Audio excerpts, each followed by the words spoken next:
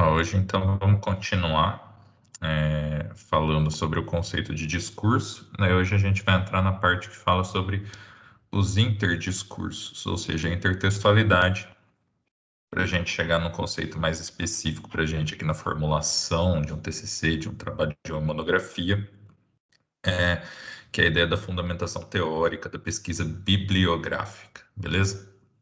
Então, na última aula eu estava falando para vocês um pouco sobre o Foucault, né, esse filósofo francês que falou bastante sobre a área da linguística, sobre a área da análise do discurso, especialmente, né?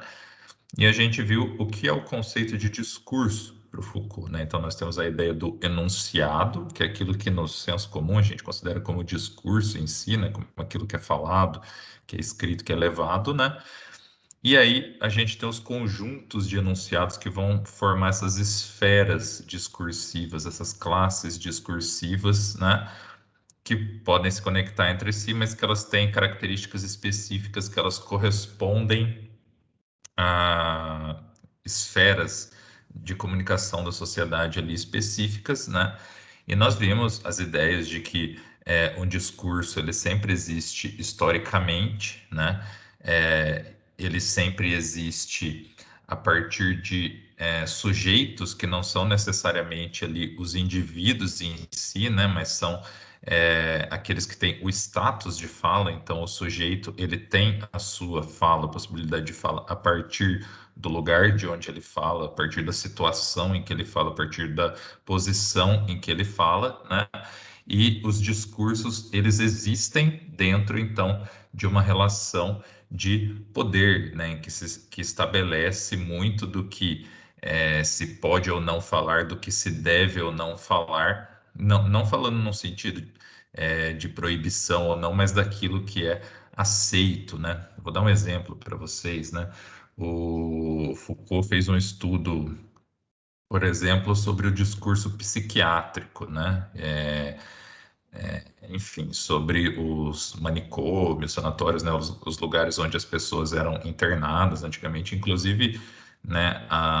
As ideias dele, né? As análises que ele fez foram muito importantes para o movimento antimanicomial, né? De que não seria necessário, né, que todos os problemas psiquiátricos ali as pessoas fossem diretamente internadas em um manicômio, né?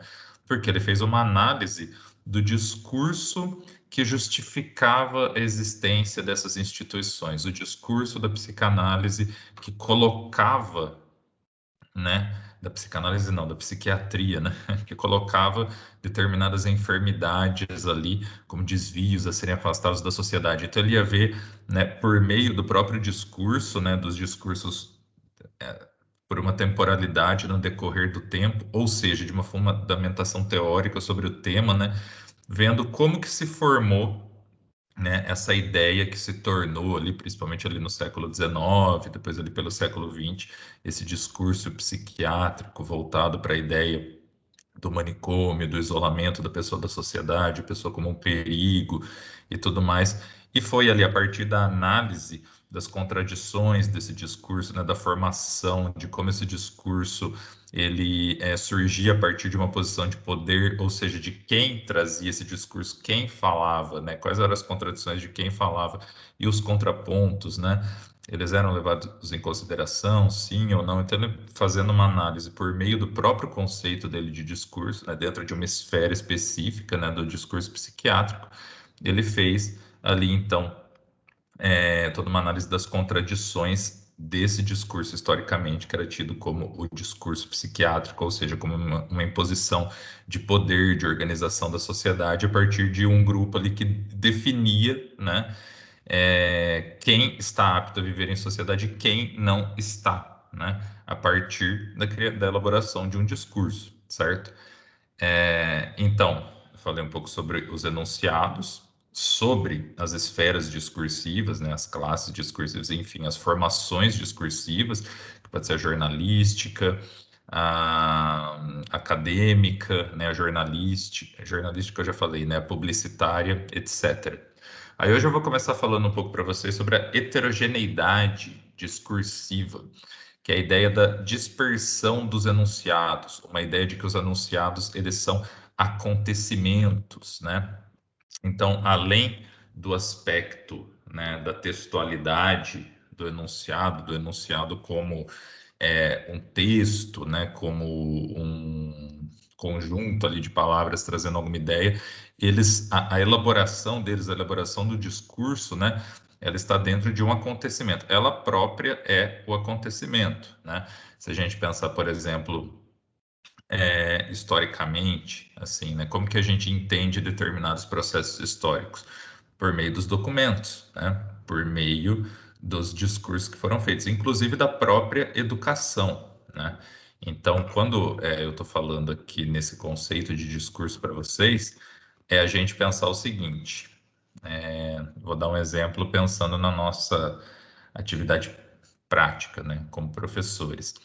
Se eu ensino os alunos de uma determinada forma, utilizando uma determinada metodologia para eu ensinar, né? Vou dar um exemplo para vocês. Existe muito, né, em determinadas instituições de ensino e sistemas de ensino, a ideia de você ensinar por meio de competências e habilidades, pensando mais nisso do que no conteúdo em si, do que na ideia do conhecimento em si. Você tem duas opções que você pode ter diante disso. Ou você simplesmente abraça e fala, isso é o certo, e ponto final. Sabe aquela coisa tipo daquele filme,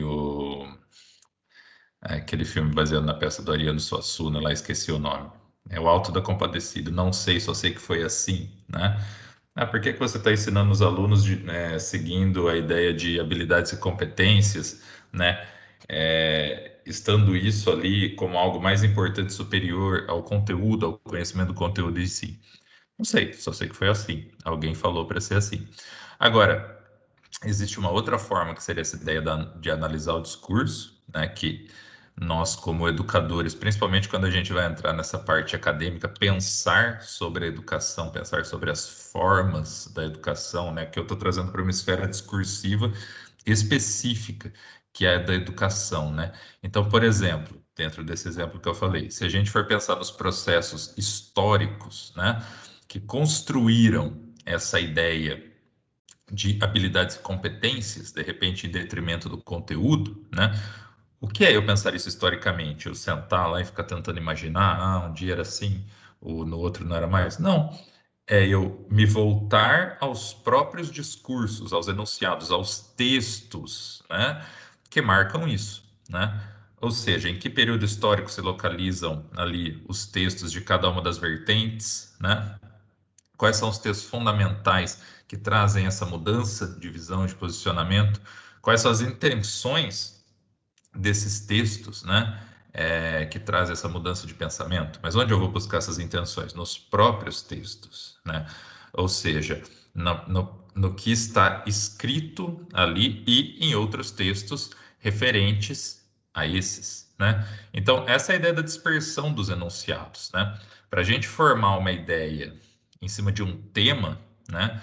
Em cima de enfim, uma ideia discursiva, para a gente conseguir perceber o que é uma formação discursiva, o que é um tema dentro disso, um assunto, a gente precisa buscar dentro dessa dispersão dos enunciados o que existe de unidade, né?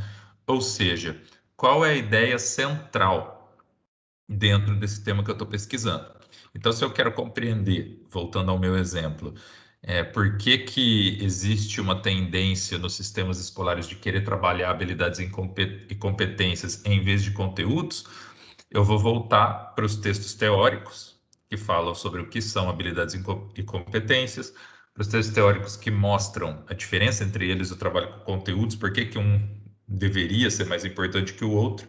Mas, para entender historicamente, eu vou voltar em textos ali, por exemplo, do Banco Mundial sobre a educação, né? Que é onde vai trazer mais ou menos a origem disso, né? Uma ideia mais neoliberal de educação, né? Então, olha só, eu não estou fazendo uma análise viajada do sistema social, do processo histórico, tudo. Não, eu estou buscando nos próprios textos, na própria dispersão dos enunciados, eu estou conseguindo reuni-los para chegar a uma conclusão sobre aquilo que eu estou pesquisando, né? Isso é uma parte do trabalho da fundamentação teórica. É eu, dentro de um tema que eu defino, né? Eu vou definir esse tema, eu vou fazer uma pesquisa daquilo que me faz compreender primeiro qual é o estado das coisas desse tema, né? Aquilo que em inglês a gente chama de state of art, né? Que não é, a tradução literal seria o estado da arte, mas seria meio o estado das coisas. Seria mais ou menos em que pé anda, né? As pesquisas, as ideias em cima daquilo que eu estou pesquisando, né? Então, o trabalho do pesquisador é fazer o quê? É constituir unidades a partir dessa dispersão, mostrar como determinados enunciados aparecem e como se distribuem no interior de um certo conjunto, entenderam? Então, se eu vou pesquisar um tema, né? é, Existem algumas formas, claro, vamos dizer. Claro que o TCC ele não é uma tese de doutorado, né? Eu não vou fazer um aprofundamento tão grande, né? Mas vamos dizer, existem algumas formas de pesquisar. Se eu voltar novamente para a minha ideia das habilidades e competências, enfim, o conhecimento em si da matéria, do conteúdo e etc., né? Eu posso fazer uma pesquisa pensando somente nas habilidades e competências. Aí eu vou buscar só autores que falam sobre isso, né? Já aceitar isso como dado, como certo, pegar um caso qualquer, né? Que é muito comum isso, né? A gente pega um aspecto teórico, joga que seria o a priori, né? Seria aquilo que a gente tem como a teoria, e aí eu jogo na experiência, no a posteriori, né? Que é o meu estudo de caso, né? Então, vamos dizer, eu vou pegar um método pedagógico lá e o meu trabalho vai ser sobre a aplicação disso com uma sala do ensino fundamental na escola tal. É um tipo de trabalho que dá uma monografia. Só que nesse tipo de trabalho, eu estou, né, me concentrando em uma parte dessa dispersão dos enunciados. Eu vou pegar vários enunciados, claro, mas esses enunciados que eu vou pegar, eles vão todos para o mesmo caminho. Então, eu estou analisando o discurso, mas de uma forma enviesada, né? Eu estou indo só para um caminho de onde foi esse discurso. Eu não estou conseguindo perceber toda a ideologia no sentido de a ideia mesmo por trás, né? De aquilo, as ideias que transforma aquele discurso no que ele é, né? Eu já estou pegando aquela ideia pronta e estou entendendo que é aquela ideia pronta e colocando uma aplicação. Uma outra forma de trabalho é aquela em que eu vou fazer uma pesquisa mais abrangente desses enunciados que estão dispersos e entender a linha, né, em que eu chego, sei lá, do tipo de aula que eu tive ali como aluno, né, que acho que vários de nós tivemos, que é aquela que você senta lá e vê um conteúdo, e a outra pensando no professor como uma figura de mediação, da ideia de habilidades, conteúdos e tudo mais.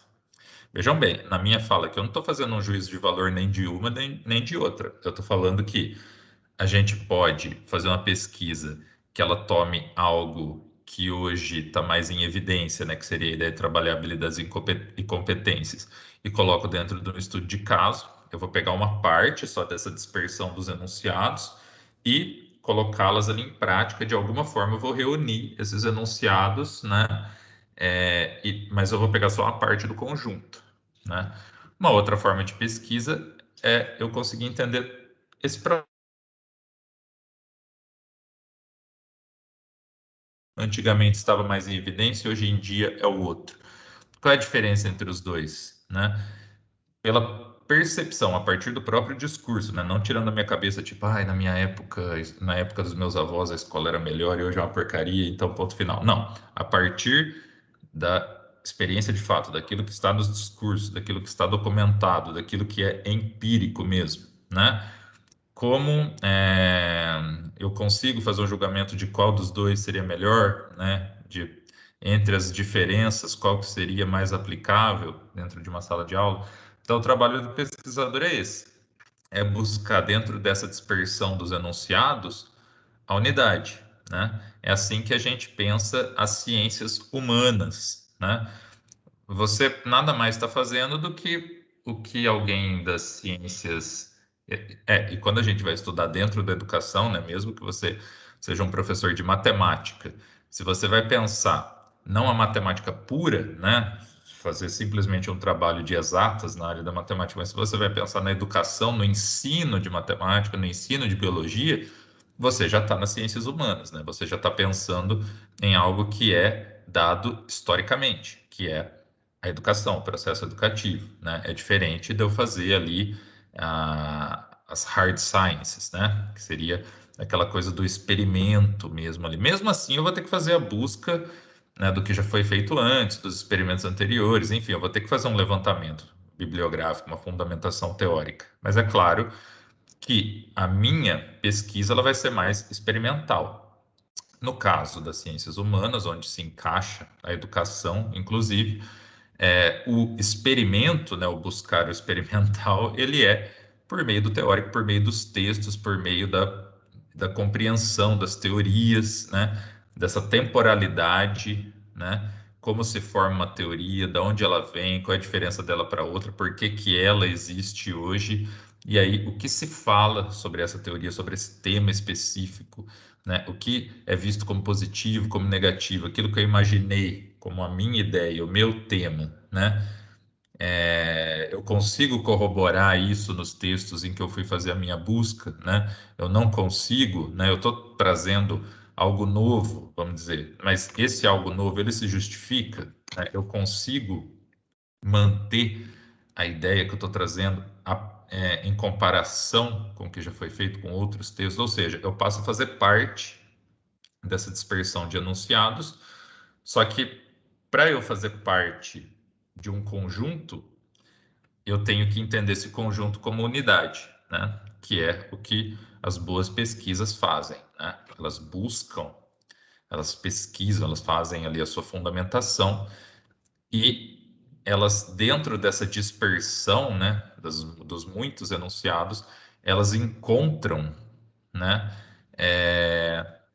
quais são os fatores de unidade que os colocam dentro de um conjunto, que é esse conjunto da minha análise, né? Então, o discurso, ele é um lugar da multiplicação dos próprios discursos e dos sujeitos, beleza? Lembrando que não falei semana passada, vamos falar nessa. Então, o que é o sujeito num discurso para o Foucault, né? Se o papel do pesquisador conseguir, dentro da dispersão dos enunciados, conseguir perceber uma unidade que faz com que aqueles enunciados façam parte de um conjunto. Então, se eu vou fazer uma pesquisa sobre interdisciplinaridade, né, que é basicamente o tema aqui da pós de vocês, né? Eu vou ter vários textos de diferentes autores, de diferentes linhas de pesquisa, tudo, né? Então, não adianta só eu buscar um tema comum, a interdisciplinaridade. Eu tenho que ver o que eu quero abordar, né, dentro da ideia de interdisciplinaridade,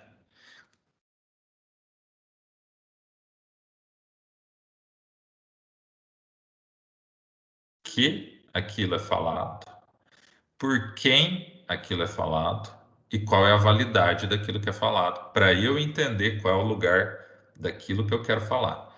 Mas quando eu vou falar, o sujeito do discurso, o Foucault diz que não sou eu, assim, o eu, a pessoa, o CPF, o indivíduo, né?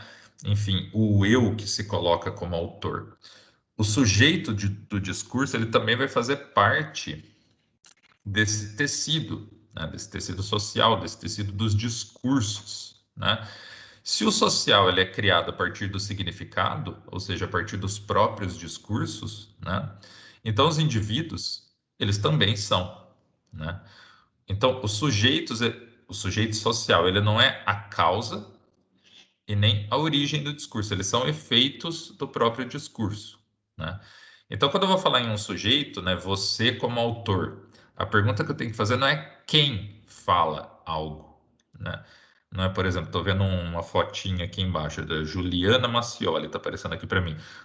Tudo bem, vai ter o nome dela lá no TCC, beleza, mas não é olhar e falar, olha, a Juliana Macioli falou isso. Não, não importa se é ela, se é a Ana Paula aqui, se é a da Isa, se é a da Isa, não importa. A pergunta quem fala deve ser substituída pela status do enunciador, ou seja, de que posição ele fala, né? Qual é o lugar que hoje essa expressão até se popularizou muito, né? Lugar de fala. Mas é justamente isso. Qual é o lugar de onde ele fala, ou seja, a posição dele socialmente nas esferas de poder, né? Quer ver? Eu vou até trazer uma citação aqui para vocês, né?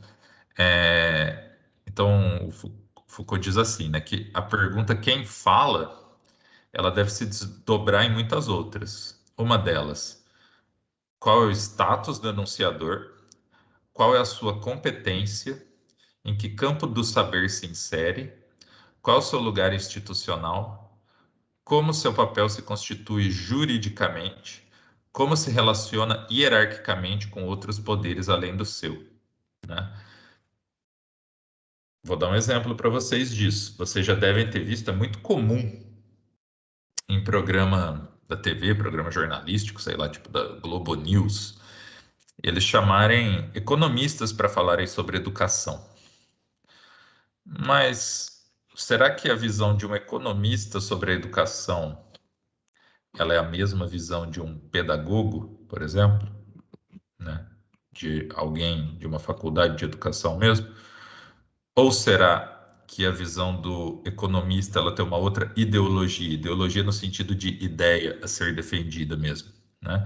Será que quando um economista fala sobre educação, o sentido dele não está mais dentro das estruturas econômicas, ou seja, da educação ali como a ideia de gasto ou investimento e etc., enquanto para um pedagogo, para um educador, de repente a visão vai ser outra, né?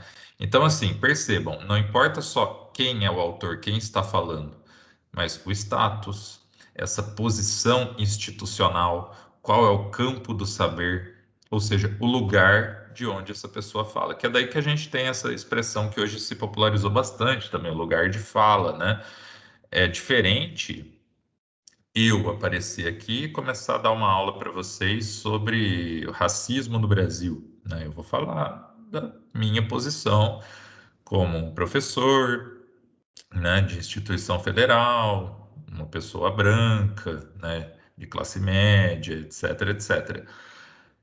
A, a minha fala, o lugar de onde eu falo, a posição institucional, tudo, a minha posição histórica, né, da minha biografia, tudo é totalmente diferente se eu chamar aqui uma pessoa negra,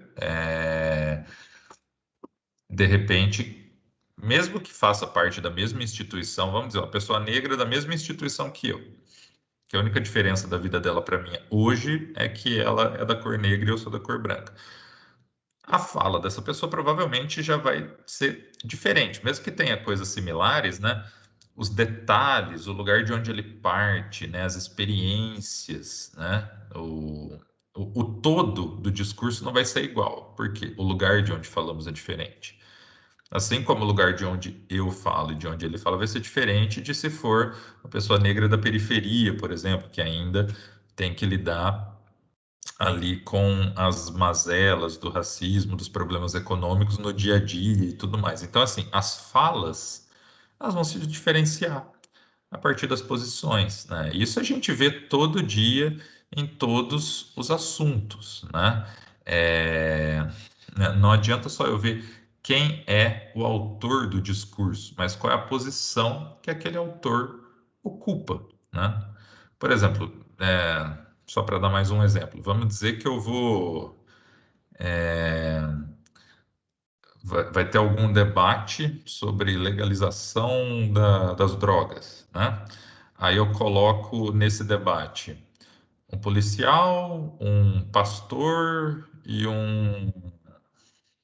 sei lá, e alguém de uma ONG aí que faz pesquisas relacionadas a estatísticas de violência no combate ao tráfico de drogas.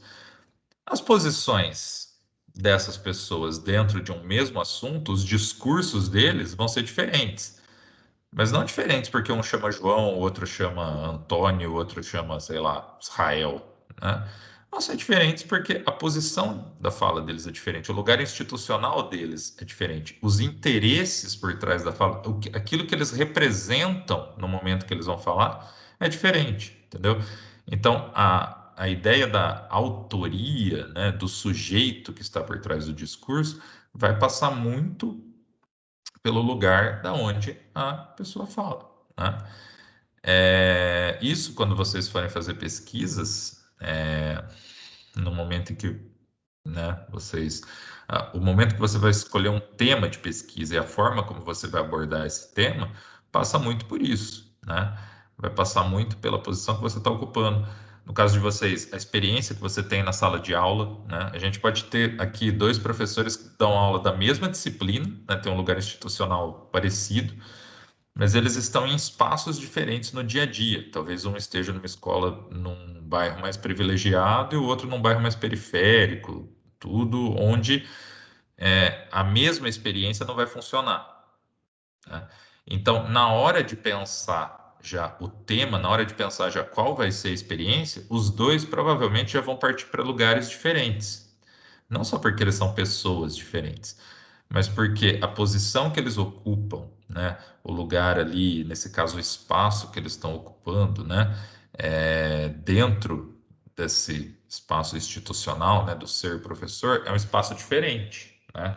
Eu ser professor, sei lá, de uma escola particular aqui, pensando aqui em Araraquara, aqui na Vila Harmonia, é uma experiência diferente de eu ser professor num bairro mais afastado e periférico, por exemplo, né? E com, de repente, adolescentes numa situação mais vulnerável, né? Socialmente. Então, a minha forma de enxergar a educação e de enxergar as possibilidades, e isso eu vou acabar carregando, né, para o momento em que eu for pensar a minha compreensão, a minha interpretação dos discursos com os quais eu vou lidar na minha pesquisa, ela vai ser diferente. Então, o sujeito vai mudar, né? Então, ele vai se inserir dentro de um tecido social, né, desse significado social, mas a partir desse conjunto, né, que marca a posição que ele ocupa, né?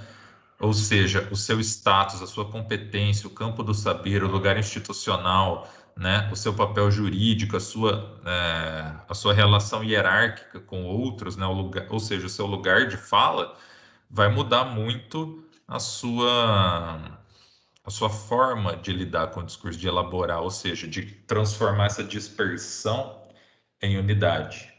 Entenderam? Então, é óbvio que essas diferenças vão existir. Então, não sei se deu para entender, né? O sujeito, então, não dá para a gente ver ele só como essa forma mais inocente do o indivíduo que assume uma fala, né? Existem vários fatores. Claro, existe também o indivíduo que tem a sua história, que tem as suas concepções de vida, mas mesmo isso, essas concepções, essa história fazem parte ali dos discursos no qual ele está inserido. Então, isso faz parte também de um lugar histórico dele, né? Então, o discurso é o espaço de exterioridade em que se desenvolve uma rede de lugares distintos, né? No sentido de lugares de fala, lugares de interpretação, né? De criação de discursos, certo? Ou seja, os discursos eles existem no mundo, né? Eles vão estar aí socialmente, e nesse espaço de exterioridade, que é onde existem os discursos, nós vamos ter esses lugares distintos, mesmo, né, quando se tratam de temas semelhantes. E aí nós chegamos à ideia do interdiscurso do Foucault, que é aquela que se parece, né, chega um pouco na ideia da intertextualidade. Qual que é a ideia do interdiscurso? O interdiscurso, pessoal, ele é a ideia de que nenhum enunciado é livre, neutro e independente. Ele sempre faz parte de uma série ou de um conjunto, desempenhando um papel no meio de outros. Quando a gente vai fazer uma pesquisa, isso é muito claro. Eu posso até sentar lá e falar assim, putz, eu vou inventar um tema de pesquisa da minha cabeça aqui, né? Sei lá, sou um professor de biologia, eu vou falar que eu vou ensinar ali genética para os alunos, fazendo igual o Mendel fez. Então, eu vou falar para minha coordenadora que eu preciso ficar ali uns 80 anos com eles, fechado numa sala, a gente vai ficar ali cruzando as ervilhas e vamos ver na prática, igualzinho o Mendel fez. Eu posso ali num dia sonhar com isso, falar, nossa, vai ser massa fazer isso daí, hein? Ah, que legal. Mas assim, na hora que eu for colocar isso em prática, pensar isso de fato, né?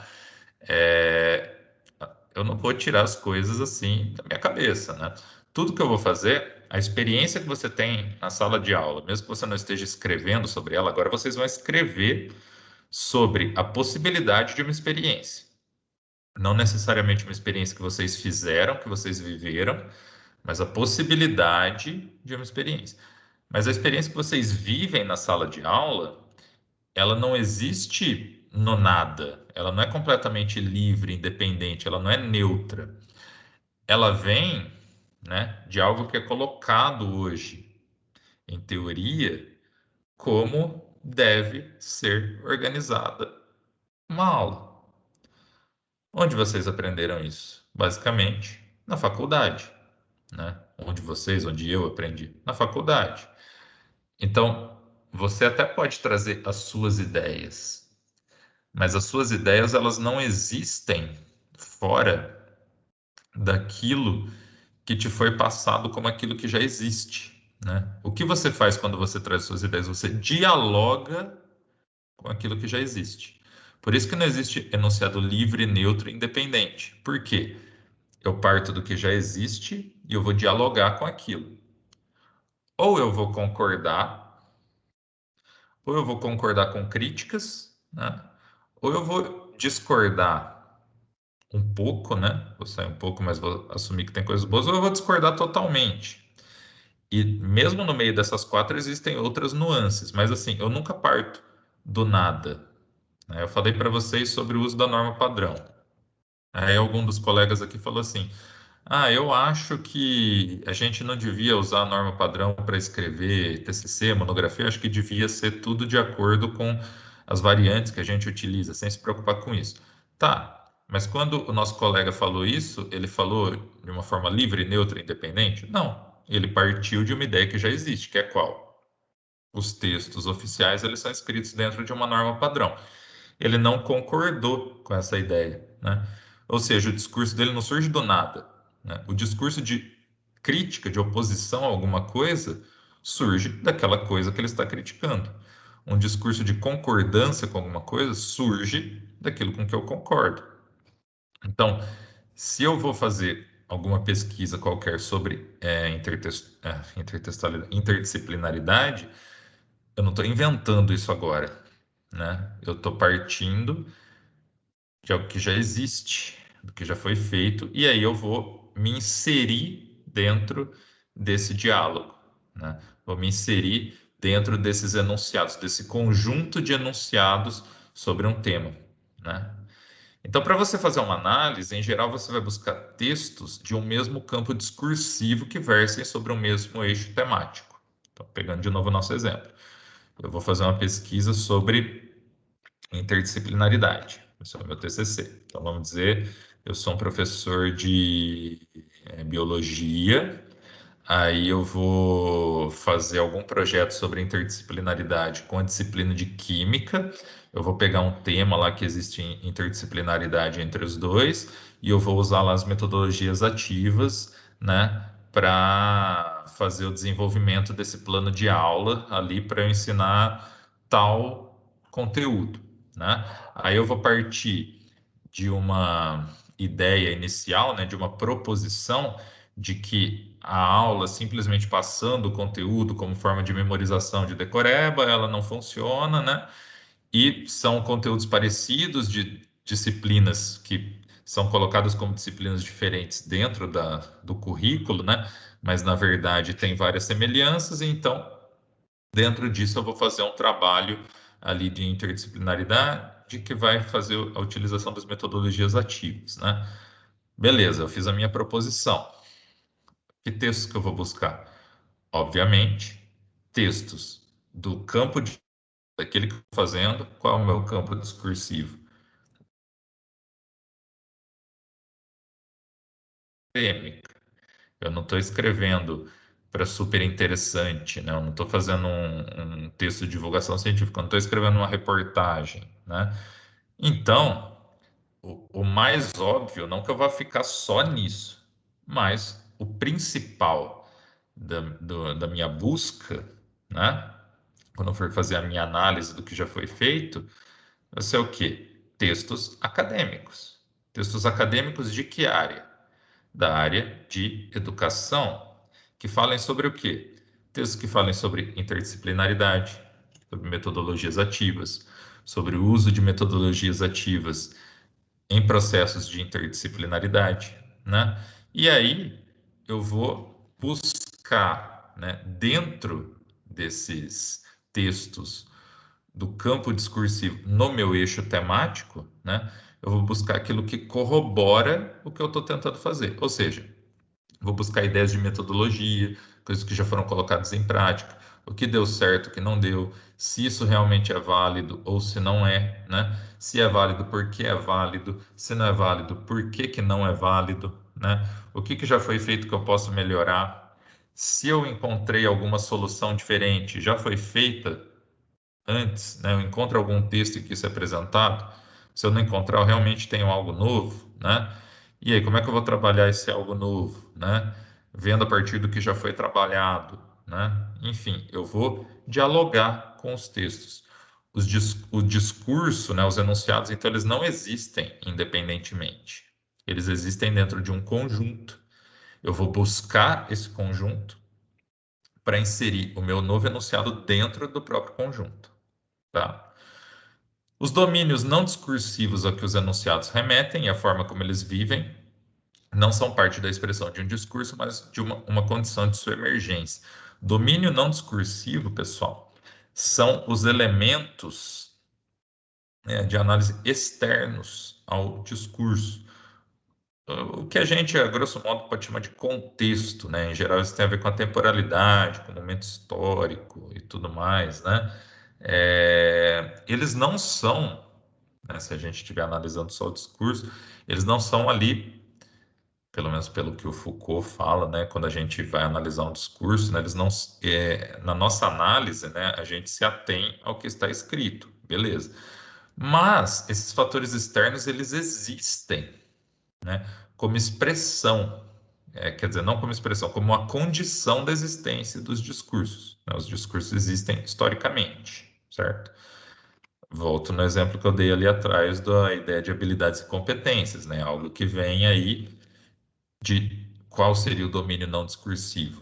Uma sociedade baseada no modelo econômico neoliberal. Tanto que hoje nós vemos muitos economistas falando sobre educação, justamente para defender esse modelo das habilidades, competências, etc., né? Isso é algo histórico, né? Histórico no sentido de que faz parte da história, não histórico de, ó, que maravilha, né? No sentido que faz parte da história.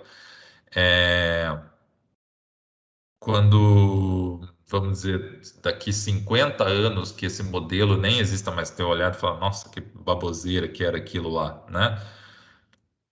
Como que seria olhar para isso, né, e falar, nossa, que baboseira que era aquilo lá? Novamente, um outro momento histórico, uma outra condição que os discursos eles mostraram, né, eles expressaram isso, né?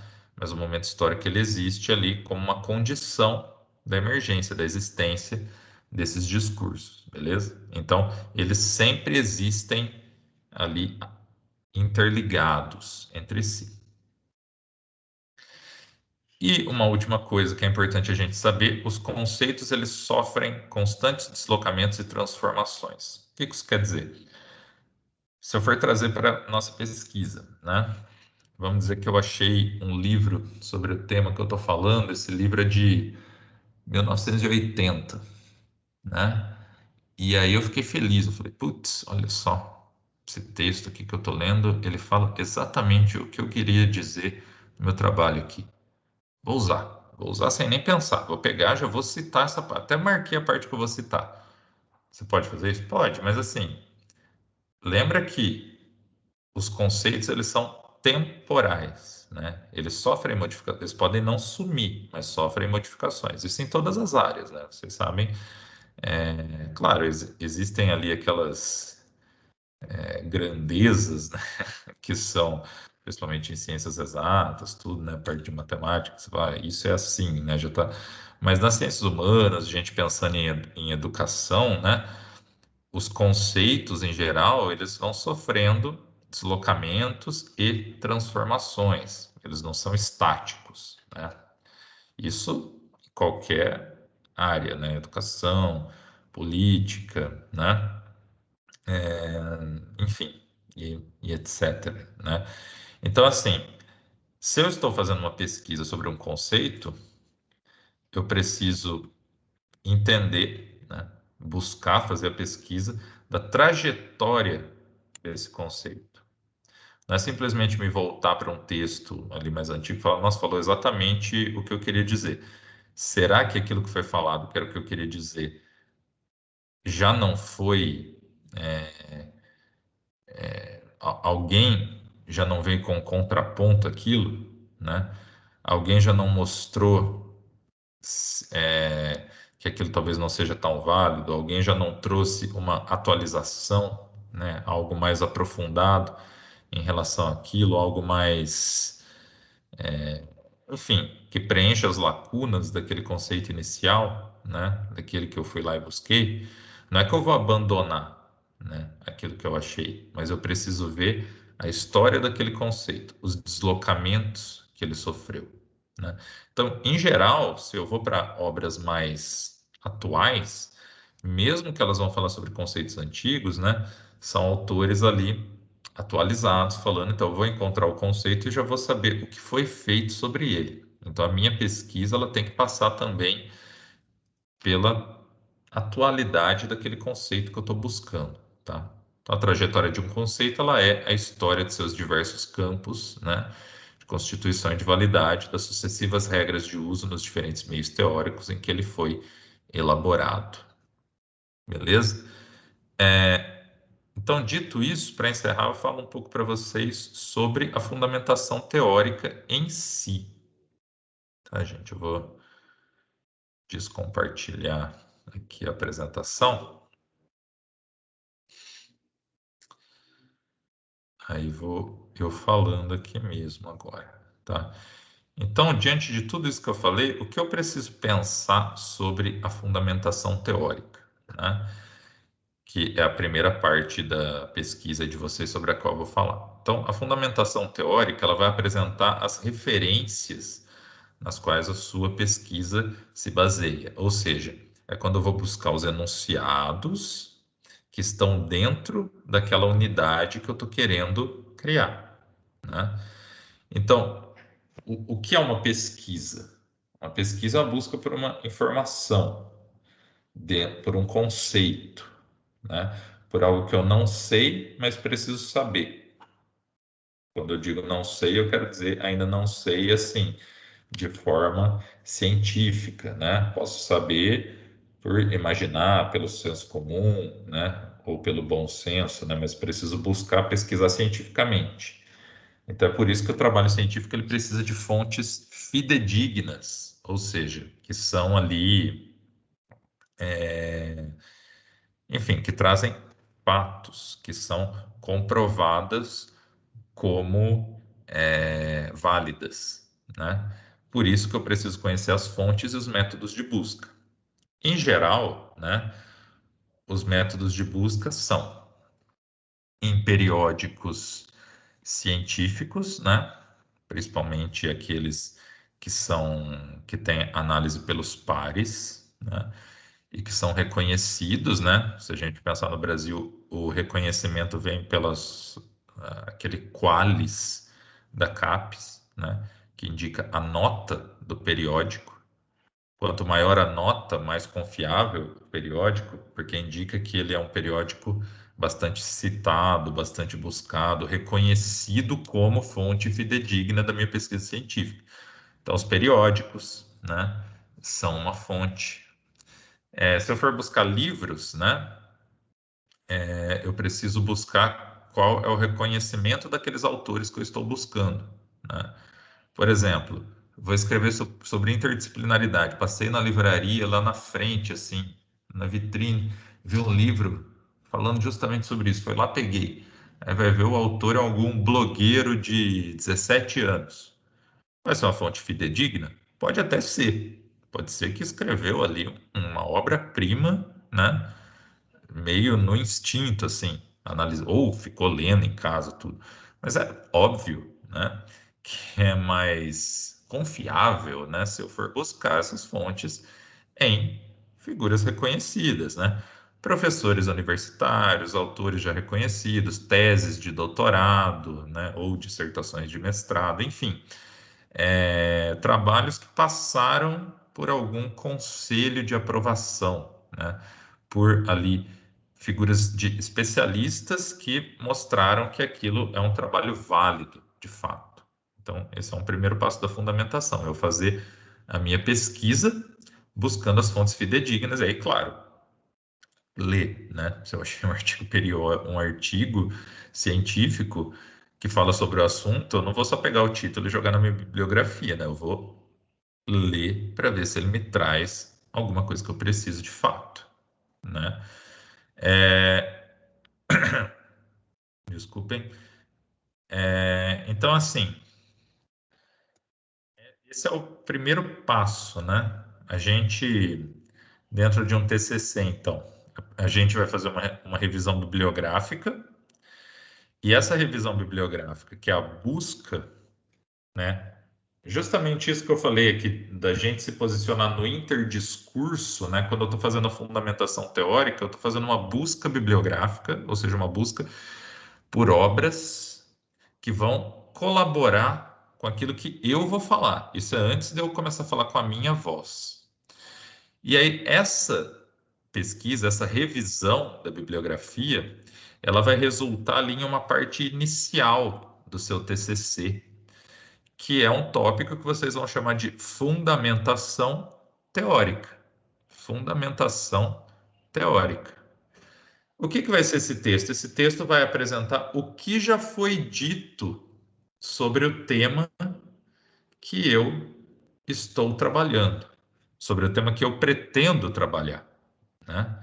Então, depois que eu coloco a introdução, que é onde eu vou falar qual tema eu vou trabalhar, né? Como foi, como se deu essa escolha, né? Enfim, a importância desse tema, o porquê desse tema, que aí eu vou introduzir de fato o tema, eu vou falar da minha fundamentação teórica, ou seja, no que eu estou me baseando para falar o que eu vou falar.